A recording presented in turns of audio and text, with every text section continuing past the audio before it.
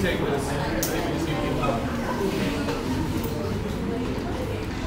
That's good.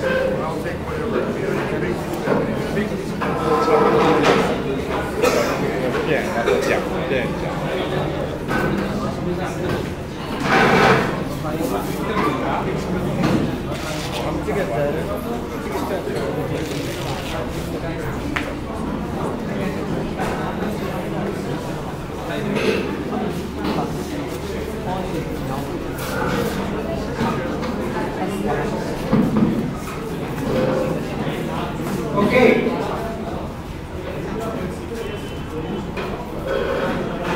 Excuse me. Are we all here? I'm here.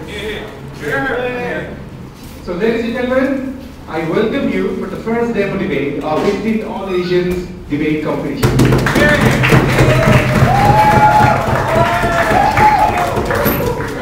And the motion is, the First Lady of the nation should not portray herself as a sex symbol. So I'd like to call upon, in one side, in the government side, we have Tuna, we have Sina, and Bari.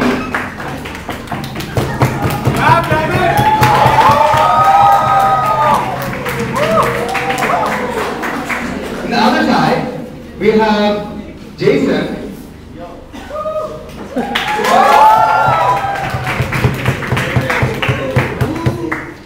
Don't be surprised. And we have Alina. And we have Naeem. So now I'd like to call upon Mr. Prime Minister to raise his motion.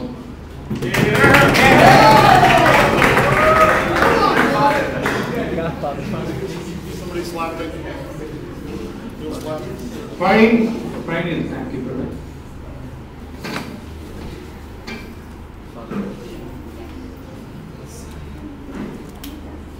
I don't think any of us need to be reminded that the 21st century is a very different place from the previous centuries of human existence and human civilization.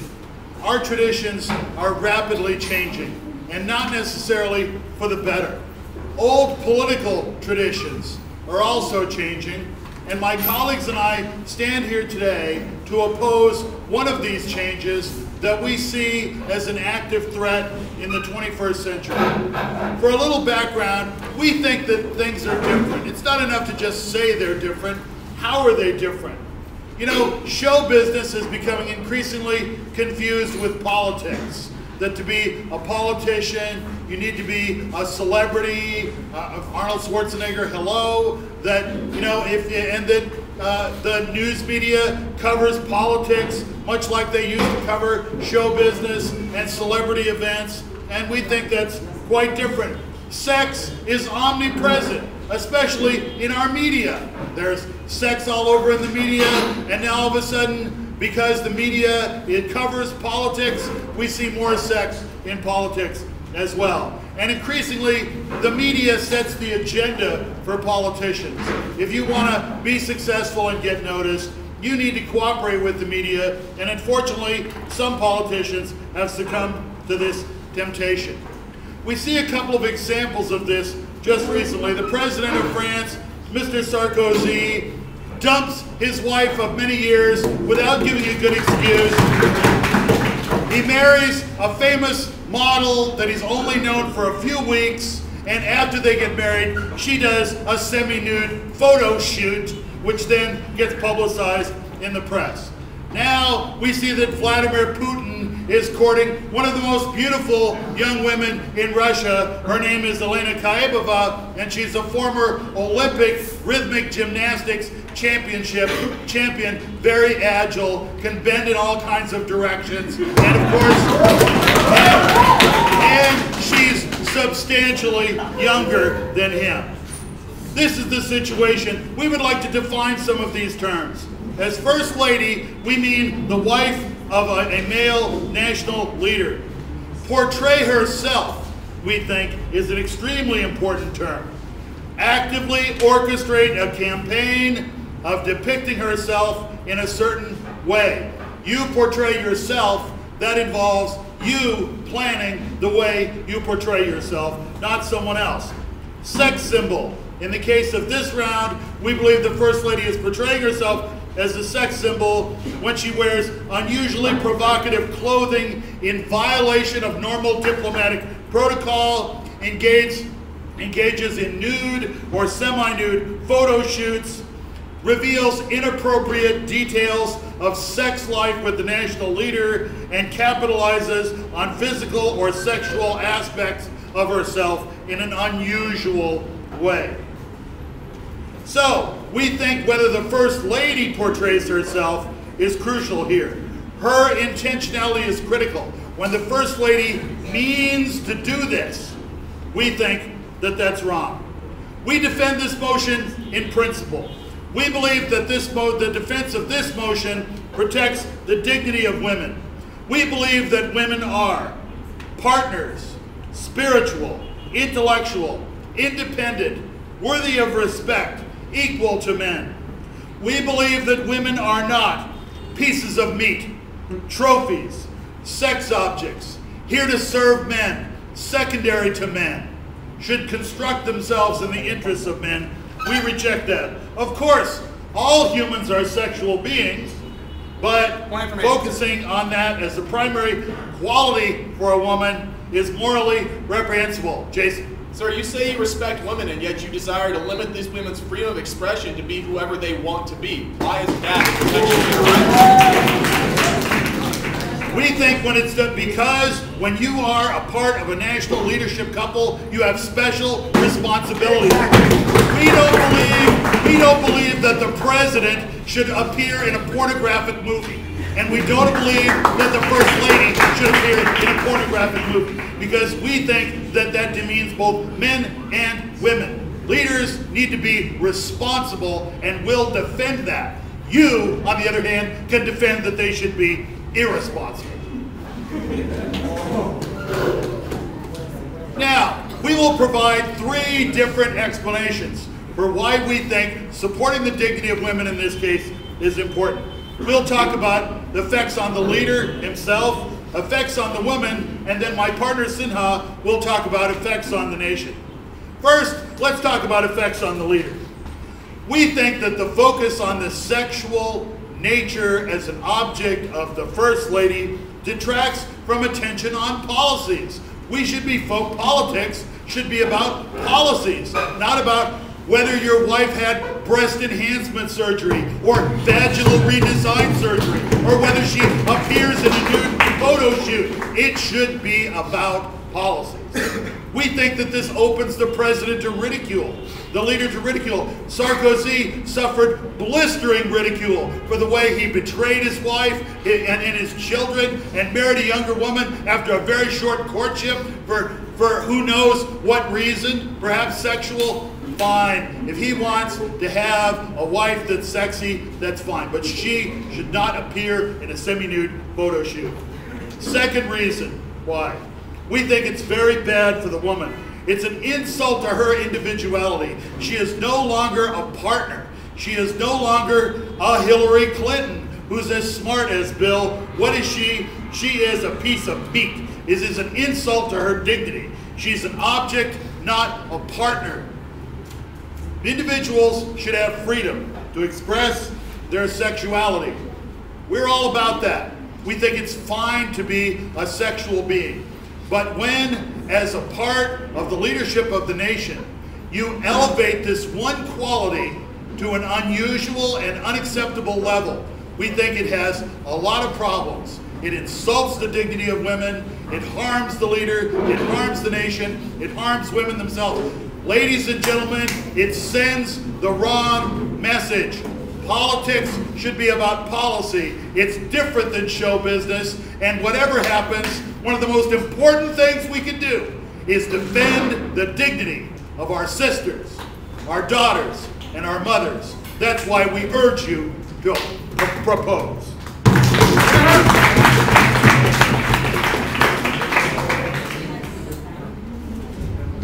Thank you, Mr. Prime Minister. Now I'd like to call upon the Leader of the Opposition to raise their motion. Raise their hand.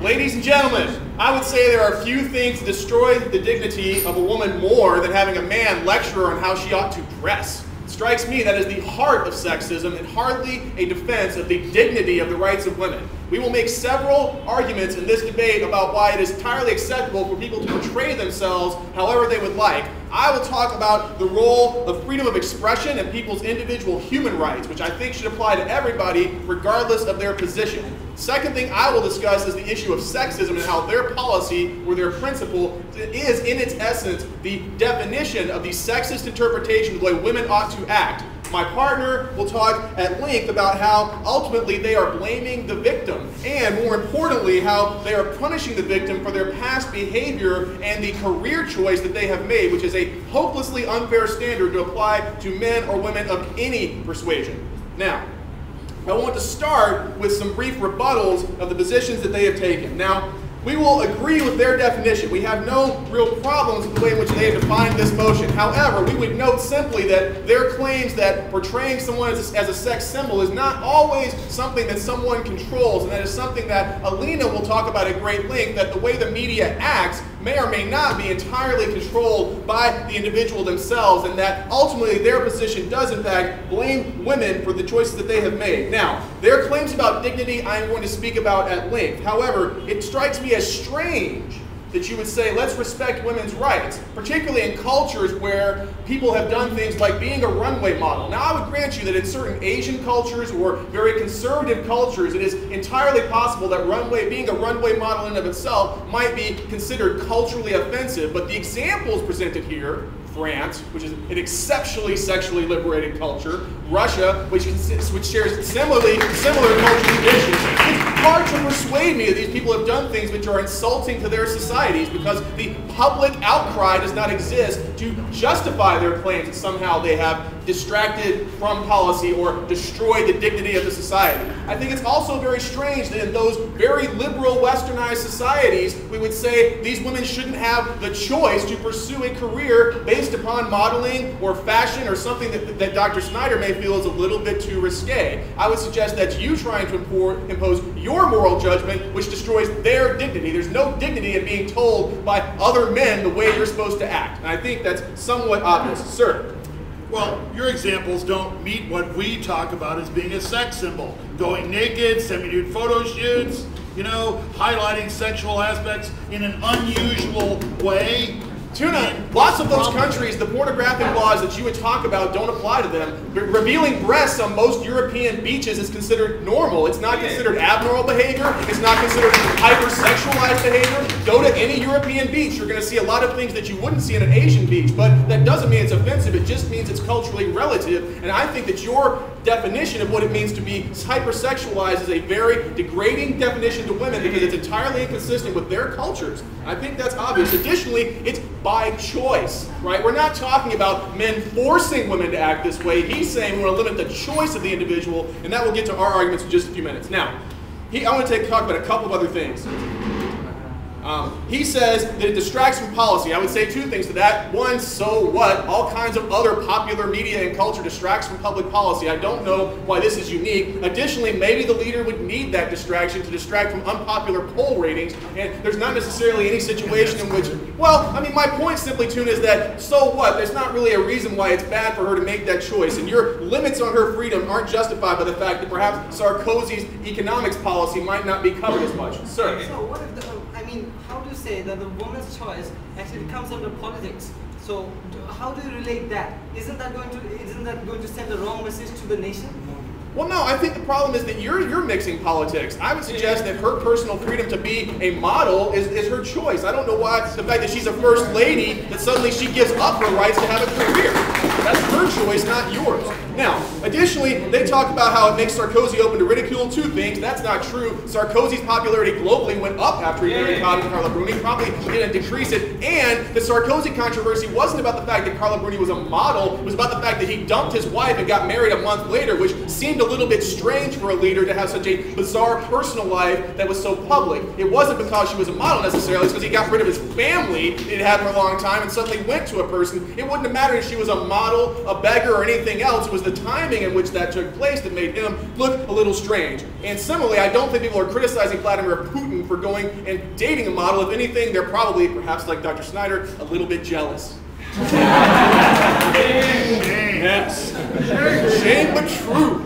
Now, he says it's not showbiz. Nonsense. Politics is all about show business. That's all about the public image that people create. But nonetheless, that doesn't mean the first lady should be subjected to the standards that are applied to the leader. And even if the leader has certain moral standards, I think it's a far cry to then make that leap and suggest that the first lady should be subjected to the same standards and have her rights limited. Now, let's go on to our two arguments. First is freedom of expression. We would say, quite simply, that people have free speech, that the right to be a model is something that they should have, that it should not be limited simply because it offends Dr. Snyder's or the government team's personal etiquette and morality, and particularly if they aren't doing things that are offensive to the culture. And I think this is a critical argument for us, which is that they are not doing things that are culturally offensive, and none of these women has appeared in a pornographic movie, so I want to set that straight to begin with. They have portrayed themselves in photo shoots that Dr. Snyder may not like, but in those cases, those photo shoots are not considered culturally acceptable. It's just considered odd because she's now the first lady. But I would remind you that this is behavior that she's considered and done throughout her career. If you look at Carla Bruni, she's always been a model. It's not like she woke up the day after she became Sarkozy's wife and said, well, I'll do a new photo shoot. She's been doing these sorts of things for a long time because it was her career choice. And I think that it is very offensive to her freedoms as an individual citizen, particularly in places like France or Russia, to say, well, now you have to give that all up because it makes me uncomfortable. Well, I don't really care about your discomfort. That's her career choice. And that leads into our next argument, which is sexism. Excuse me. Their argument all relies on notions of what it means to be a proper woman. Right? Basically what they're saying in a not so veiled way is that Carla Bruni is acting like a prostitute and we shouldn't accept that kind of behavior from the first lady. Now I think that's very offensive. There's no real clear reason why this sort of standard would be applied to them. Additionally, if a man chose to be a model as well, they would not apply these sorts of standards to them. They think women should be quiet, have children, and take their place in the home like a good little girl always does. They don't think they should be empowered by their sexuality to have careers which are culturally acceptable. And that is the entirety of the essence of their argument, which is that these women are being bad women. We say reject that sexist standard and let them be free.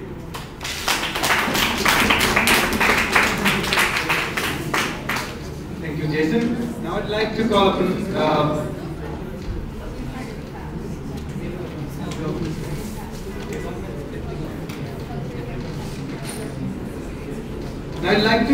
call upon the Deputy Prime Minister from the government side.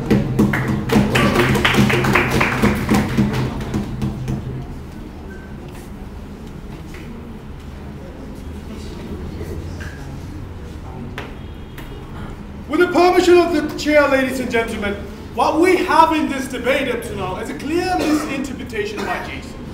Dr. Tuna clearly said, we do not harm anyone's individuality. We do not say we will be banning someone from doing something. We just say that once you get into the position of being a first lady, you have specific responsibility, specific duties that you have to be up with. And ladies and gentlemen, part of the duties is not to exhibit yourself in nudity and semi-nudity, which will be showing and putting a bad message throughout the entire society. Ladies and gentlemen, first I'll be going and doing a bit of rebuttal of the opposition. Then we'll be going into talking about the three arguments I'm carrying in today's debate. I'll be basically talking about how a sex symbol, First Lady, harms the entire nation as a whole. First, let me do the rebuttal. The first idea of Jason was that how media actually portrays a woman and how a woman is not necessarily responsible for how she has been portrayed. We're not saying if media wants to, disparately harm someone's career, it disparately harms someone's career, we're not going to blame him or her. We're just going to say if someone individually and as a human being decides to portray herself as a sexual being and a sex symbol, even after being the spouse of the Prime Minister and the head of the state, we say that is wrong and that puts a bad message in the society. Jason. Carla Bruni was a model before she got married. Why should she have to end her career because you don't like her career? I'm just saying, okay, that is an absolute bad interpretation of the entire thing. I'm saying once someone has a responsibility, once someone goes into being the spouse of the head of the state, the responsibility of her as an individual increases because she then will be considered as a role model. And we said it's improper for her to send a message of nudity and semi-nudity in the society because a role model cannot stand in that category. That one's not taken 9.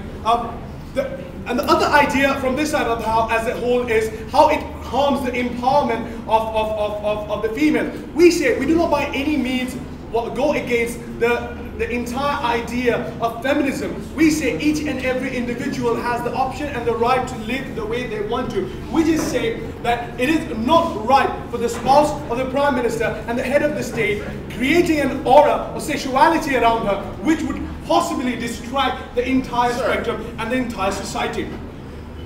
Ladies and gentlemen, now let me go into the argumentation that I have, how it actually harms the entire society and the entire country.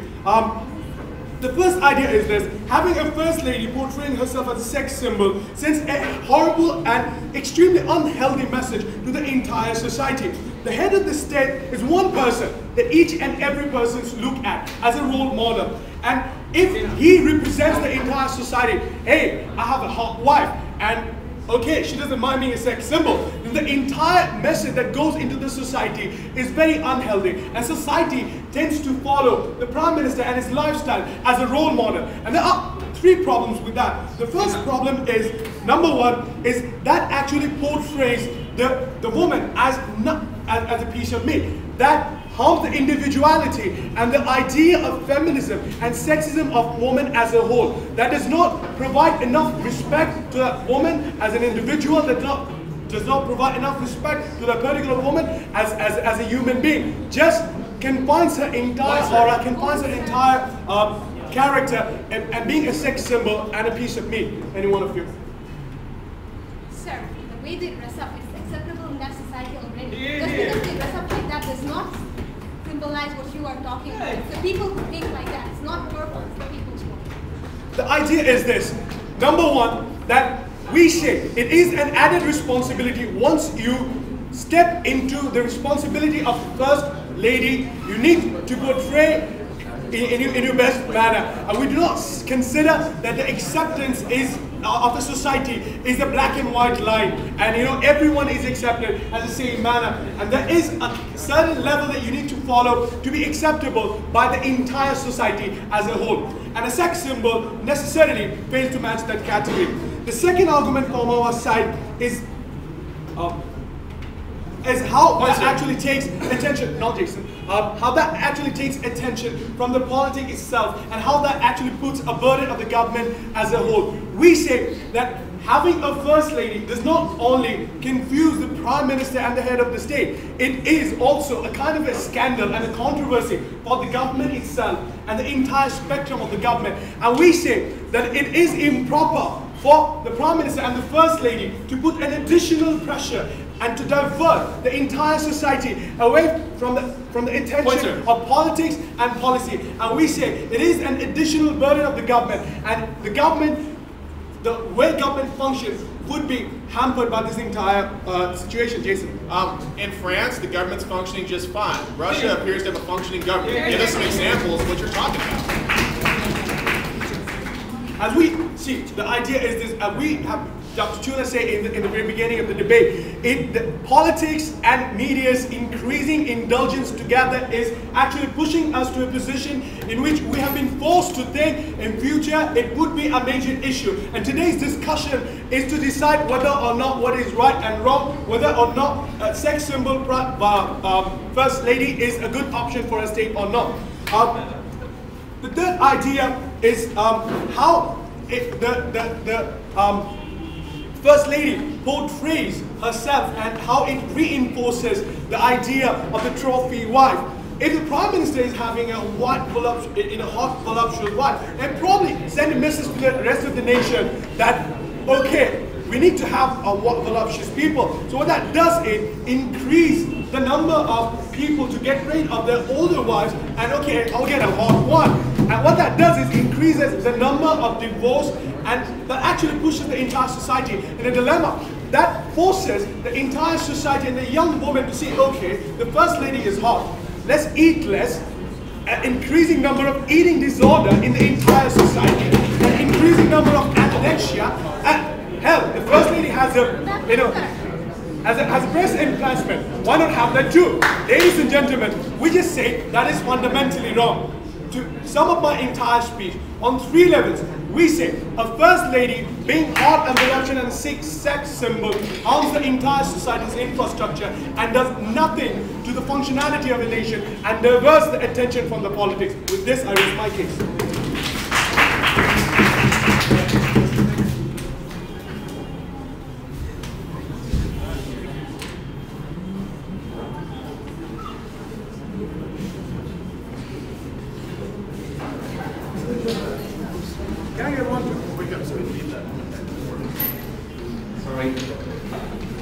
Thank you, Sina. I would like to call upon the Deputy Leader of the Opposition, Lina.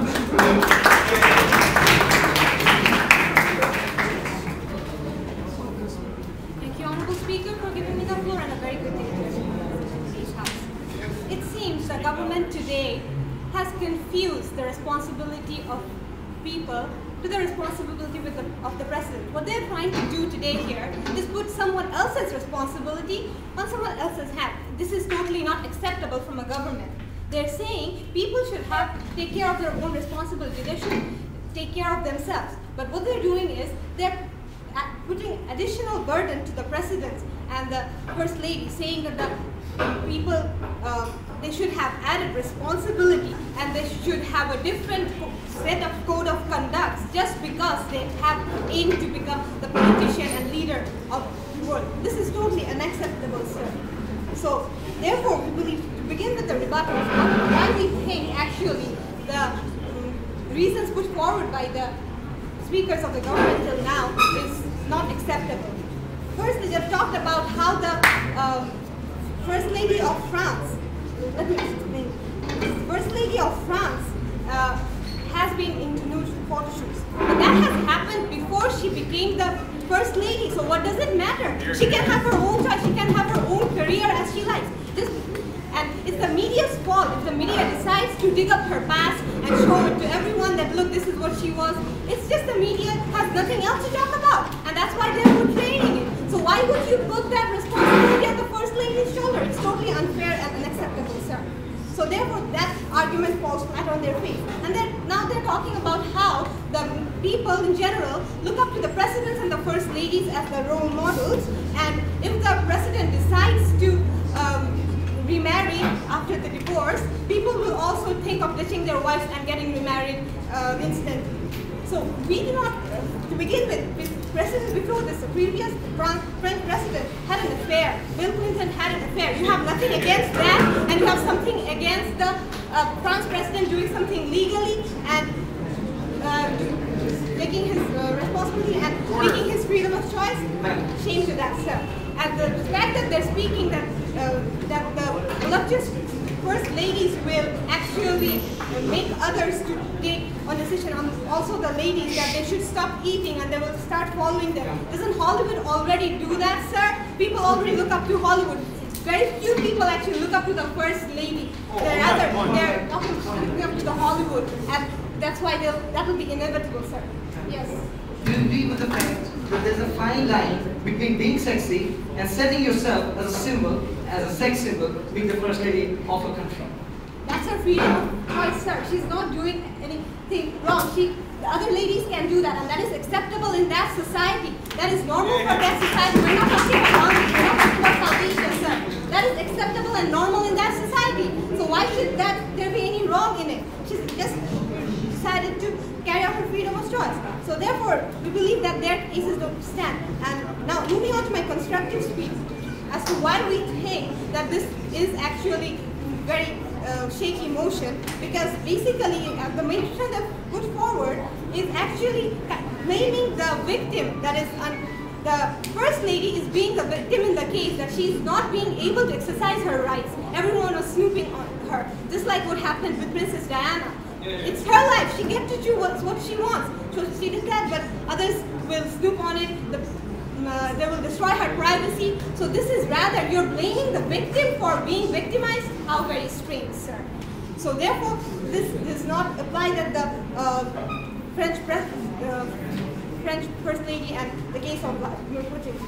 So therefore, we believe we are actually being very unfair on the leaders that are concerned. Firstly, because the media is harping on them, destroying their privacy, and secondly, you're trying to actually punish someone else for their past. In the case of First Lady of France, she was doing that from the very beginning. It was her entire career choice. What is wrong in the president choosing someone with that career? You cannot limit the choice of president's wife into, yes, they have to be under your moral conduct, sir. That is not acceptable, sir. Yes, sir. So apparently you've not heard our definitions that talk about unusual, provocative, beyond normal protocol, and everything. We don't mind that she's a model. We just wonder why she has to get a nude photo shoot as soon as she's famous. The nude photo shoot was taken before she became the first lady, and it's the media's fault for portraying it again and digging it up from the past and displaying to the public. She did not display it to the public. Look, I did this in the past. So therefore, it's very unfair. Now, moving on to the case of role model, they've talked about how the first ladies being role model that will destroy entire countries'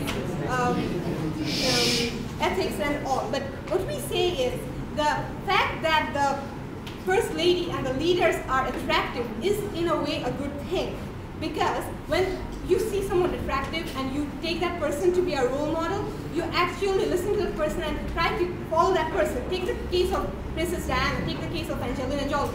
They were both beautiful women and they were doing good deeds, and the other people will be inspired by it. So therefore we do not believe that the way she looks, the way she dresses does not clash with her moral conduct. She is not doing anything messy. She's rather enhancing it, and it's useful rather to have a first lady that is attractive, and then you can look forward to and follow her good deeds. So therefore we believe that the proposition that we come up with is actually not only infringing the right, that will be actually harming the society in a manner that will be depriving the society of the society's right, because they cannot look up to the role model because they're saying the president and the first lady should dress up in a certain, into the box, certain rules. So the public has nothing to look forward to, nothing to learn from. If every president and every first lady is dressing the same, looking the same, they have nothing to look up to. They have no role models.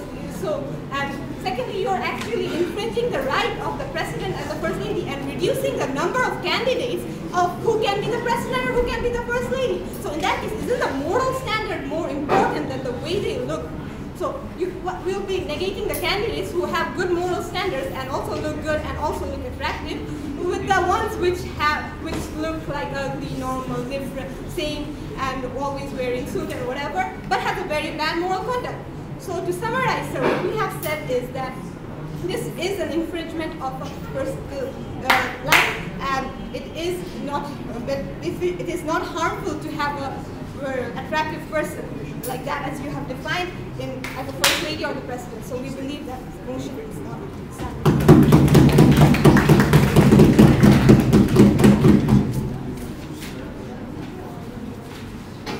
Thank you, Alina. we want you to listen to the debate.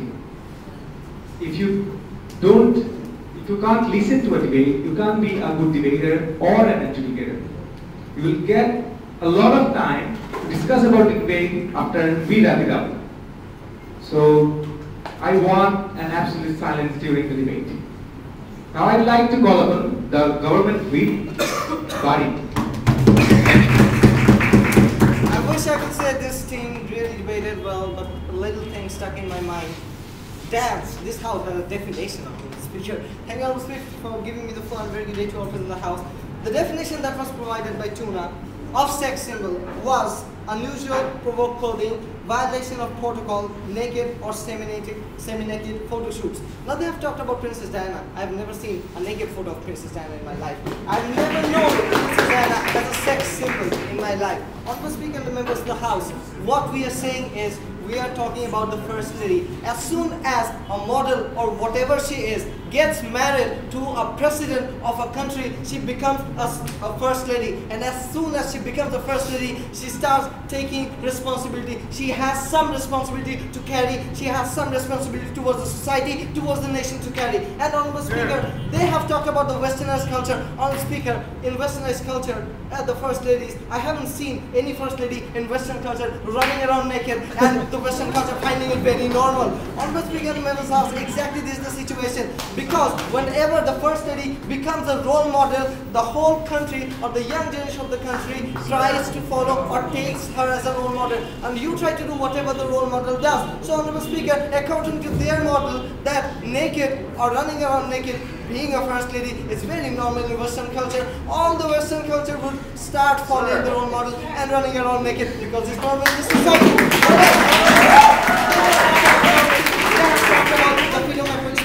Exactly this is the case of not taking step. Where our standpoint stands, because Honorable Speaker, the freedom of expression is there. But what if your freedom of expression violates or harms the nationality to the national and sends a wrong message to the people of you? They have talked about politics being also glamorous, but it's not meant to be. Politics should be very much serious, and it should contain more policies rather than glamour. Honorable Speaker, so Honorable Speaker, the glamour concept that they have talked about, it actually gives a slap on the face of politics and the authenticity of the politics. Honorable Speaker, members of the House, I've talked about the career. They have talked about we should not blame someone for what she has done in her past. Okay, fine, she was a model, she had some naked photographs, that's fine. But as soon as you get married to a president of a country, you start taking some responsibility. So that also conflicts with your career. So Honorable Speaker, what we are saying, the model that they've presented, the standpoint that they've talked about is actually with the conflict. Because Honorable Speaker, a model who takes naked photographs, Honorable Speaker, when she also becomes the First Lady of a country, it actually conflicts against each other. Honorable Speaker and members of the House, they have talked about sex symbol. We have given a clear definition of what we meant by sex symbol. Honorable Speaker, Honorable Speaker, they have talked about the acceptance of all these sex symbols and the liberal society of the Western. It's not just possible, Honorable Speaker. What we have to think is, it clearly sends a wrong message to the nation, Honorable Speaker. Alright, Mr. Sarkozy has a hot wife. So on the next election, when he stands for the election, I give my vote to Mr. Sarkozy just because he has a hot wife. This is a wrong message to the nation, Honorable Speaker. They have talked about so many things. Honorable Speaker, what we are trying to promote is, we are trying to promote the dignity and the individuality of the women. Because, Honorable Speaker, when you call that my First Lady of my country is a sex symbol, Honorable Speaker, it actually harms the dignity and the individuality of a woman. Right, your point. Yes, on responsibility, sir. How can you give the media's responsibility of publishing the old pictures to the First Lady? It's a entire media.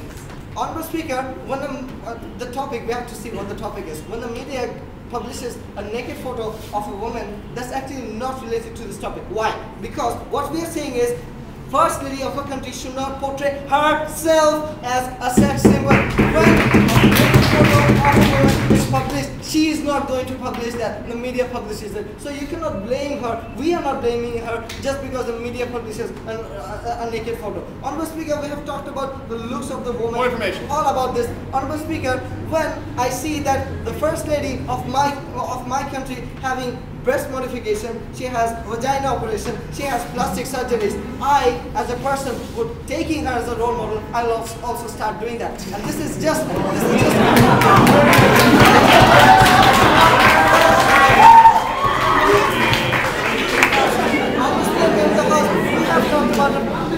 have talked about on your breast implants. We have talked about the lower feet concept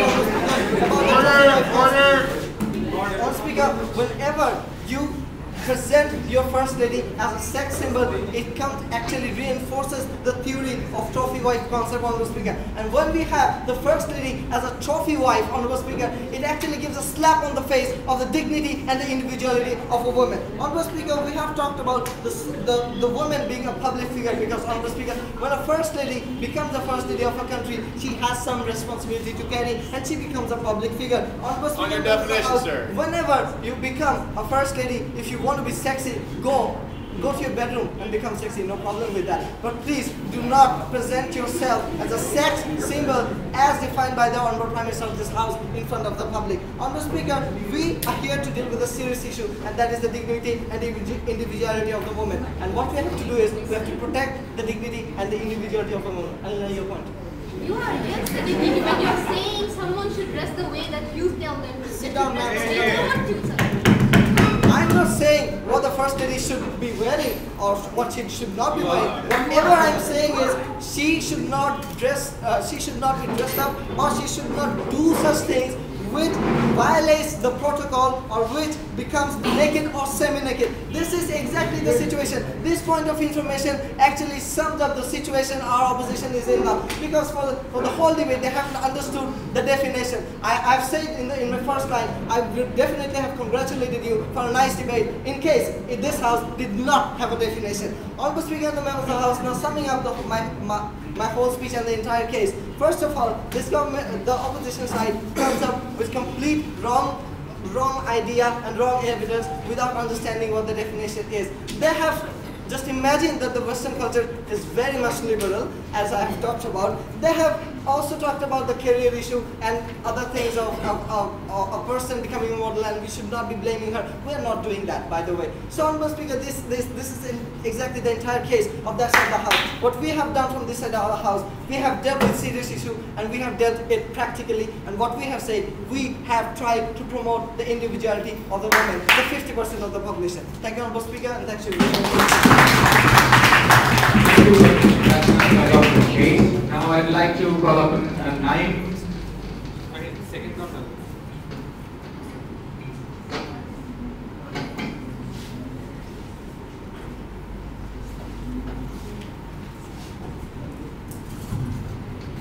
Before 9 starts,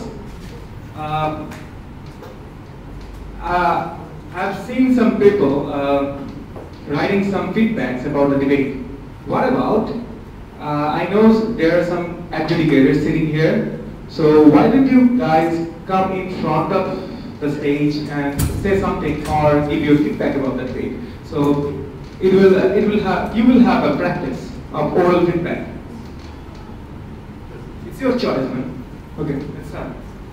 Thank you, Honourable Speaker, for giving me the floor. Honourable Speaker, according to the definition, the point was this House believes that the First Lady of a nation should not portray herself on a sex symbol. And in the definition, there is clearly mentioned by Tuna, unusual set of dress-up and violation against protocol. Now the point is very simple. The issue that has been raised by this side of the bench, and the only issue we have seen here, is the dignity of women. So from this side of the bench, we'll talk about their proposal actually going against the dignity of women, and as long as the culture and their evidence is concerned, the whole idea of unusual and violation of protocol and semi-nude and nude pictures actually doesn't go against dignity of women, because the evidence coming from this side of the bench was actually European examples and talking about European countries, where we say this is not at all against the dignity because this is their culture, Honourable Speaker. This is not a problem at all. Second point of dignity, again they talked about their dignity is hampered because if the first lady is a sex symbol. First, we say it's an assumption. Why we say it's an assumption? Because the example we have given, the examples of France and the Russia, it was not a far cry, and the people of France and Russia were just not making a fuss about it. Yes, our first lady is a sex symbol. It was not a problem which was really identified by Jason, not identified by this side of the bench. So again we say it's an assumption and their dignity is not actually hampered. Again we say with our argumentation that this is actually their culture and it's not a problem at all. It is not unusual having a semi-nude or nude picture for the Europeans. It's not against, definitely not against violation of some sort of protocol. So Honorable Speaker, this is how we actually talk about their dignity. Now going on to the second point, how their proposal actually goes against the dignity, because that is our first argumentation where we say freedom of expression and individual choice should be given priority, Honorable Speaker. Because when you actually go against the government intervening and saying that the first lady should not have a semi-nude or nude picture, which is by the way their culture and not against protocol, we say intervening in the civil rights and the choices of people actually goes against the dignity of that individual, Honorable Speaker. And this is how we say their proposal is actually degrading the dignity of the women we are talking about. A second rebuttal came, they talked about the effects of the leader, Honorable Speaker. Now, giving the example given by Tuna, we talk about Sarkozy, the France president. There, his dignity or his effects as a leader was not actually affected, Honorable Speaker, because this is the fact. His popularity over the world and even in France actually increased, Honorable Speaker. So the point identified that it actually affects in a negative way to the leader is not valid. Yes, Barry. Sir, after Sarkozy married for the second time, people laughed at him. Do you think this increases popularity?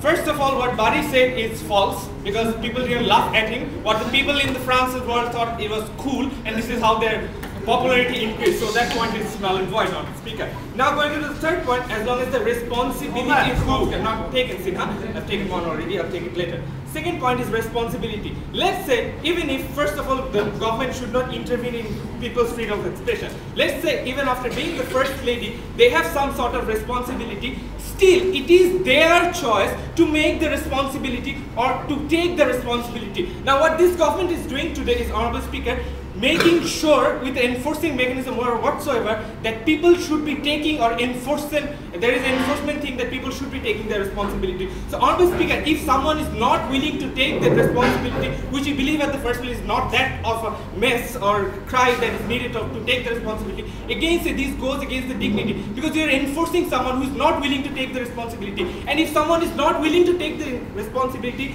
it is inevitable that we will see nude and semi-nude pictures. So at the end of the day, what the government policy says is not fruitful, Honorable Speaker. The third point, the fourth rebuttal is the government is actually criticized for the glamour and if the first lady has a sex symbol. Any evidence from the government bench? We have seen none. On the other hand, Jason pointed out the issue of France and Russia where the government is working really fine and no policy or because of glamour or because of the first lady sex symbol issue, their government was really criticized or something. So again, no evidence from this side of the bench and we proved it actually does not affect. And the third, another rebutting this point, whether we are giving too much importance to the first lady or not. Because Honorable Speaker, what this government is trying to prove today, that first lady actually makes a lot of difference. We say, no, they don't. They don't influence a mass level of people in the society. Example, France, because it didn't affect. Example, Russia, the government was not that criticized. Yes, Tuna. You don't think the First Lady is of symbolic importance? She may not make policy, but she represents the nation alongside the leader. Honorable Speaker, as long as representation of the country is concerned, if she is having a nude picture, a semi-nude picture, it actually does not contradict the representing the culture of that country because the examples of the European countries and they have that culture and that is normal, Honorable Speaker. So, Honorable Speaker, going on to another point which Alina pointed out, not taken by it, that there this idea of sex symbol and raising popularity, they can actually help and reach certain amount of people in the world, Honorable Speaker. Example, Princess Diana. Example, analogical example, Angelina Jolie. Why? Because using their sex symbol, they are able to reach many of the African countries where they are able to help the poor, Honorable Speaker. They are able to raise funds for the people who need, Honorable Speaker. So this is how you use the sex symbol and actually it helps the cause. Yes, sir. Number one, Diana was never a sex symbol, and how do you raise money with sex symbol of first ladies? You ran a fashion show, a nude show, something like that? No, Honorable Speaker, the assumption from this side of the bench is that sex symbol, and that is the argumentation that blaming the victim, that if they are not even there doing the sex symbol thing, they're actually by the media and by society taken as a sex symbol. Here you say you're actually blaming the victim. Secondly, Diana was actually a sex symbol for many people, Honorable Speaker, because I have seen nude pictures of her. So, Honorable Speaker, let's actually coming into the argumentation from this side of the bench. What we have said, number one, we talked about freedom of expression, we talked about blaming the victim, we also talked about sexism, which by the way, Honorable Speaker, was not at all identified by the government people. Because when we say if the president of a country is doing the same thing, whether he will be criticized or not, we said the whole argument of sexism where the first lady as a female has been identified of putting this sort of burden, we said this is a sexist idea existing, Honorable Speaker, which was not tackled by any of the speakers from the government bench. So, Honorable Speaker, as long as the dignity issue is concerned, which has been the front cry of this debate, we tackled it. As long as our argumentation is concerned, we say their model actually degrades the idea of dignity, and we protect the dignity by individual freedom of expression and blaming the victim issue, and also the sexism issue, which was not identified this side of the bench. So, making a comparative analysis, we should win this debate. Thank you, ma'am. Now I would like to request the leader of the opposition for the reply speech.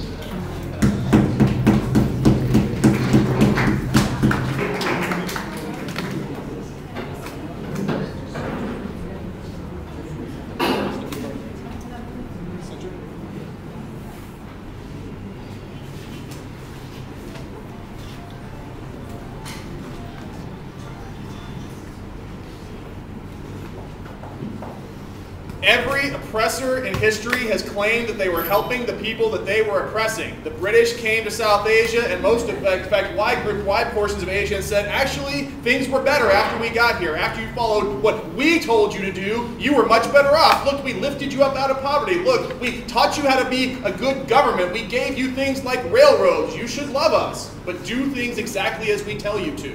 That sounds a lot like the first speech given by the Prime Minister. It sounds a lot like the rhetoric coming from the government. Women, if they want to be dignified, need to be seen but not heard. They need to wear clothing that's not revealing. They can't use their sexuality because, God forbid, then they wouldn't be proper women. Right? This is the essence of sexism. It is exactly what we've been talking about. Men telling women how they should act so they can be seen as good. We don't want to destroy the reputation of France because the leader's wife happens to be a model who's taken nude pictures. That's not dignified.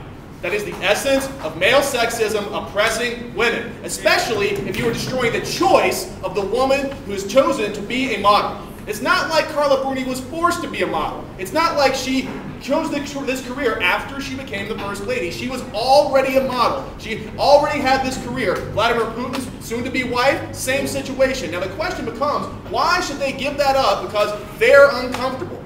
I don't know, and they still, at the end of this debate, can't tell you. All of their arguments might make sense if this was a South Asian culture, perhaps an Arab Muslim culture. It doesn't make sense to apply the standards they have in a European context. Remember, it's not unusual to see a topless woman on a European beach.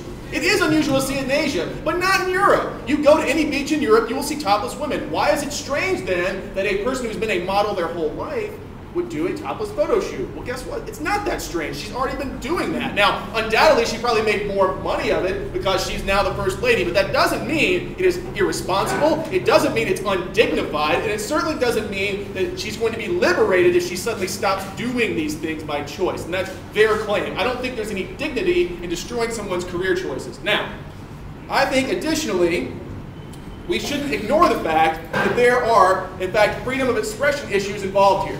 Right? We identified these very early on, that people have the right to express themselves however they want to, particularly in a country which protects free speech. Nude pictures are not unusual in European newspapers.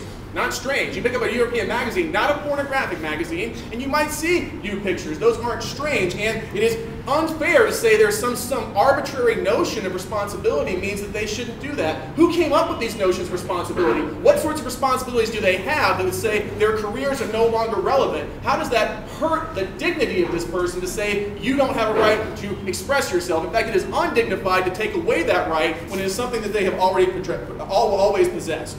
Now, They are very intent to try and persuade you that policies will be destroyed. So I want to talk about the policy implications of this. First, no clear examples coming from them. Where has it destroyed the policy or the government of any country? I don't know. Not in France. I mean, Sarkozy might have been ridiculed by some people, but as I pointed out earlier, that's not because of Carla Bruni's pictures. It's because of the way he divorced his previous wife. That's not got to do with the sex symbol nature of his current wife. That's a different issue. Additionally, a lot of countries are now very aware of Sarkozy, and his overall international awareness of him has actually gone up. There's no proof that it's destroyed Russia's policies. I don't know. It's just a claim without a warrant. Additionally, my partner Alina does an excellent job describing how this can actually help them. People who were revered as celebrities and sex symbols all over the world have actually helped people. People like Angelina Jolie have done great things for Cambodian development, and undoubtedly her position as a beautiful woman has enhanced her ability to help people. So there's no reason to believe that Carla Bruni couldn't do the same things given her notoriety. And our claim is that even if the risk of what they're saying is true, there's an equal risk that it will actually help society and certainly not hurt it. At the end of the day, the symbolic value that Puna's getting ready to talk a lot about of her position is massively outweighed by her individual freedom, by the sexist nature of their claims, and by the fact that she may help policy in the long run.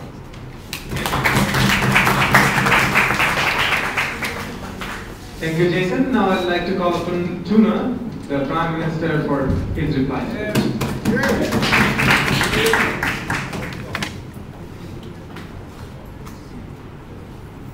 I think there are three issues I'd like to cover in this speech and close by urging you to accept this motion. The first is the innumerable misinterpretations of what we've said and what this debate is about. Some of them are pretty laughable, and I don't have a 12-minute speech, so I can't cover all of them. Second, the notion of freedoms versus responsibilities. Actually, we're in favor of both. Third, I want to talk about two futures. The future if you vote for them, and the future if you vote for us. Now let's talk about these misinterpretations. You know, when you can't defeat an argument, you misinterpret it. They have not paid attention to our definition. And I have never heard so many insults to European culture, as if, you know, all of a sudden it's all right for them to get naked and for the Prime Minister's wife to exhibit her breasts and all of her body in an alluring way to perform sex on Angela Merkel. I have no idea what they're talking about in terms of saying what European culture is. Talk about being culturally insensitive. Shame. We're not gonna, they say we're gonna ban women from doing things. No, we say if they do these things, it will have bad consequences. Hello, we don't ban anyone from anything. They say we want women to be quiet and stay at home. No, we don't want women to be representative as pieces of meat. Women are more than their bodies. They are intellects. They are spirits. They are important people, and you cannot make that argument on a national stage in front of a sex-hungry media without having harmful implications. They say other things cause objectification and eating disorders. Yes, but this is an important one performed by someone who's in the media spotlight constantly. You cannot give up responsibility for eating disorders and bad plastic surgery just because there are other causes. They say it's the media's fault Carla Bruni did a nude photo shoot. Oh, I bet. They said attractive people are good. All our politicians should be attractive. Ladies and gentlemen, we speak for the plain, indeed for the ugly, that they should be full citizens as well. Talk about being discriminatory. Now you have to be handsome. We say have good policies and look however you want. They say use your sex. And we're colonialists. Oh my God, what a bad analogy, right? We're forcing them to dress in a certain way. No, we say you should not radically violate diplomatic protocol. You can go to a beach in France without a top on, but don't come to the reception at the Armenian embassy with those things.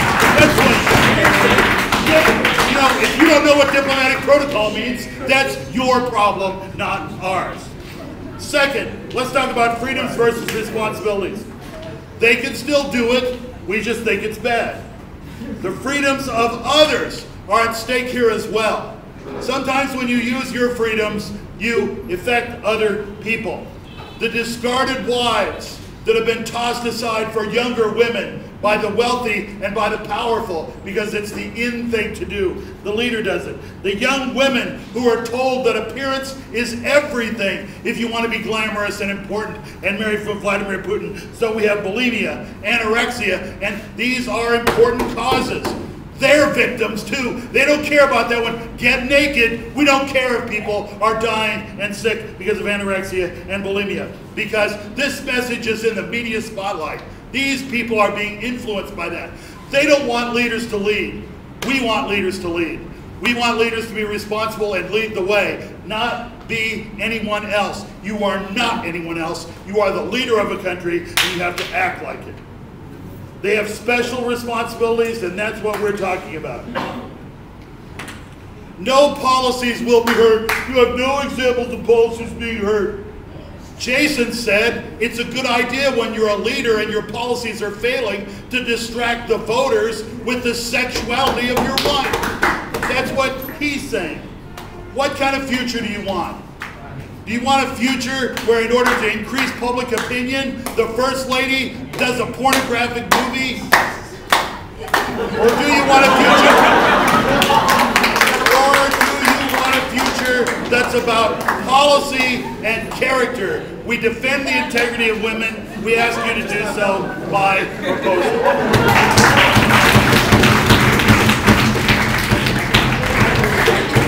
Thank you, Tuna. Thank you, all of the debaters. Thank you for a very good debate. Now, I'd like to request any of you want to deliver oral feedback. Across the floor. Yes. Yeah. Imran? Okay. Let's have an applause for Imran.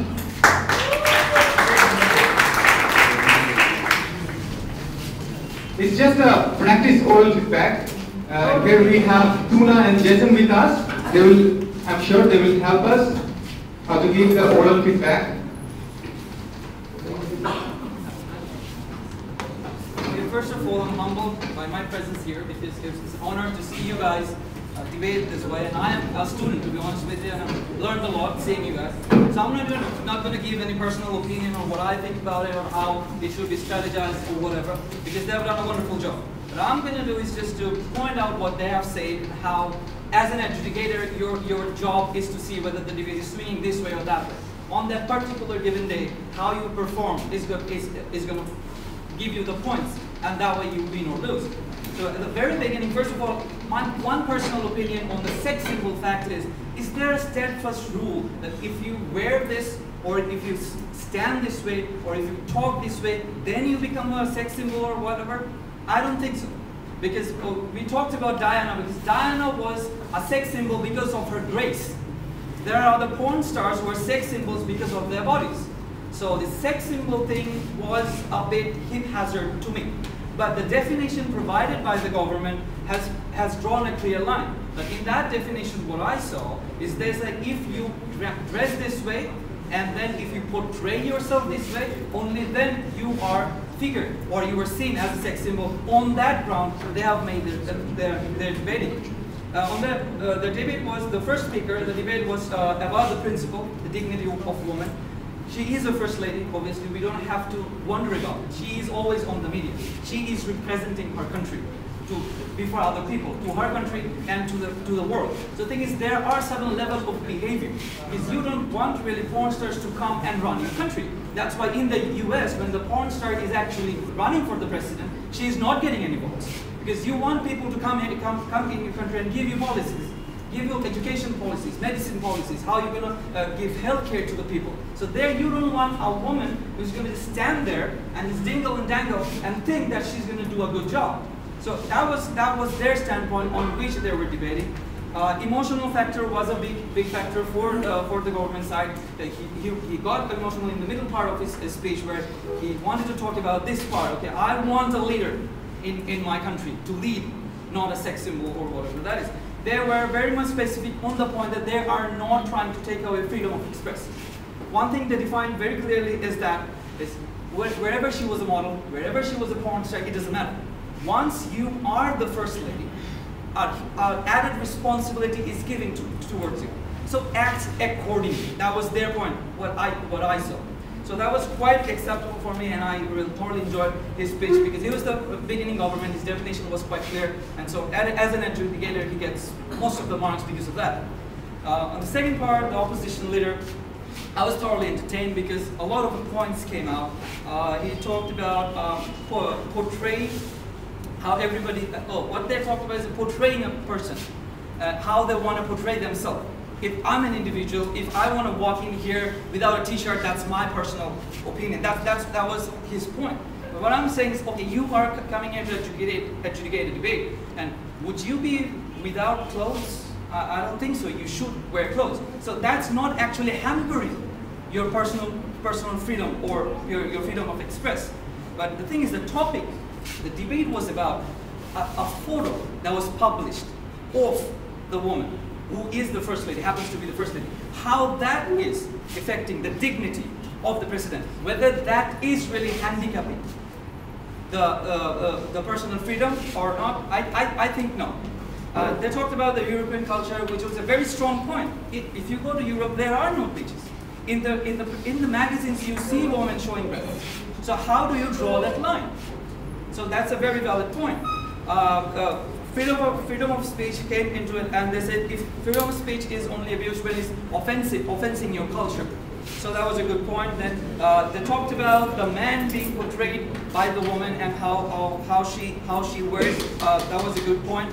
And then they tried to say that by saying this, we are trying to blame women, which was a good point, and then say that the choice is up to the woman how she want to portray herself. But the thing is, again, the government point was to say that you have a certain responsibility. On the second part of the debate, the government second speaker, I said you were a bit lost in the very middle of the debate. You were talking about the harming the individuality, and you're talking about the specific rule of the individual. Then you were actually circling along these 2 points, and I didn't get a lot of money from you.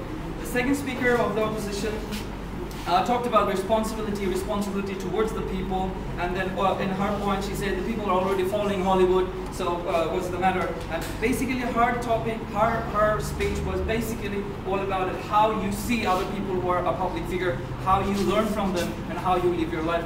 In that way, you say that being this way, if the first lady is wearing a certain kind of clothes, that's going to give a very not a very definitive proposition to the plan, because people are already following skimpy woman and whatnot. The third speaker of the government side, pounded on the definition of the sex symbol, which was good because that was your very good standpoint. Then then you talked about the first lady not being naked or something like that, which was not the case. Basically, the first lady was not naked. She has maybe only dressed in a certain way, which provoked certain things. And then you talked about freedom of expression, whether it's harming or not. If a first lady is wearing a certain way, and that wearing of clothes is actually harming your society, that freedom of expression may be not tolerated to a certain extent, which was a good point. Then wrong message to the nation, because you were representing your nation. And what I thought was, you talked about hot lady being president's wife. Made no sense to me. I mean, you were at the middle of your speech, you were trying to be this play guy kind of thing, and you were giving some expressions, which was entertaining. Fine, but the thing is, how that actually fit your motion, I didn't get it. That's because you were talking about dignity of women, but now you were actually pounding on sexuality. How that goes, I don't understand.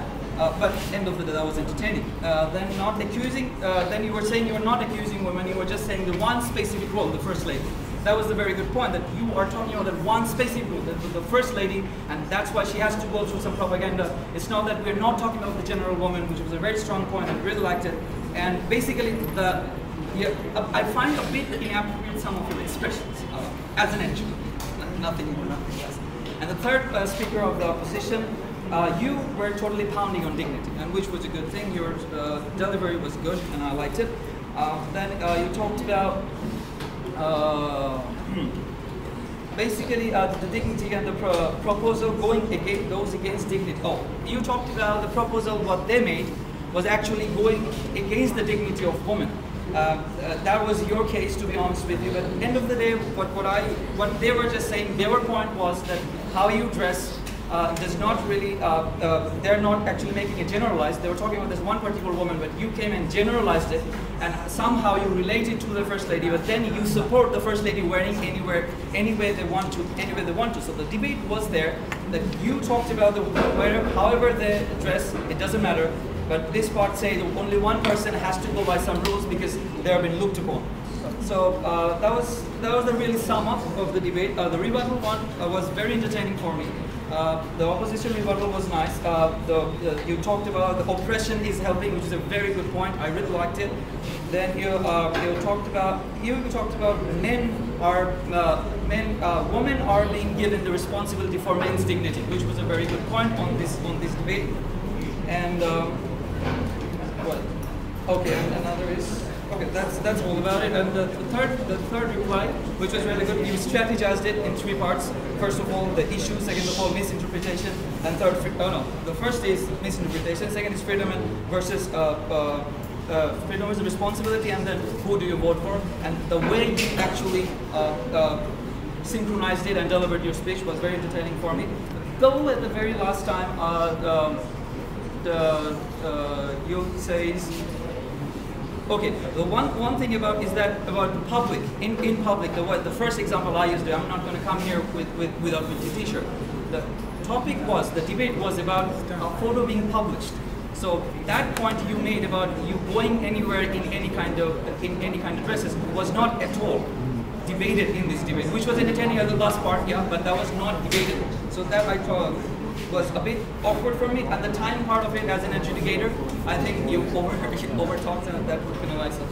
That's about it.